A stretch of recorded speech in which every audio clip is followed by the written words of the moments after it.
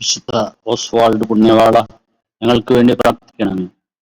വിശുദ്ധൻ ഒരു മരക്കുരിശ് യുദ്ധഭൂമിയിൽ സ്ഥാപിച്ചതിനു ശേഷം തന്റെ സൈനികരോട് പറഞ്ഞു, നമുക്കെല്ലാവർക്കും മുട്ടുകുത്തി നിന്ന് ഒരുമിച്ച് ശക്തനായ നമ്മുടെ ഏകദൈവത്തോട് പ്രാർത്ഥിക്കാം. നാം നമ്മുടെ ജീവനെയും രാജ്യത്തെയും രക്ഷിക്കുവാൻ വേണ്ടിയാണ് യുദ്ധം ചെയ്യുന്നതെന്ന് അവിടത്തേക്ക് അറിയാം.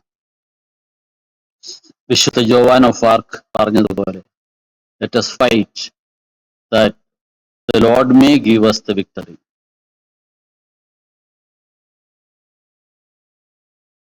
നമുക്ക് പോരാടാം.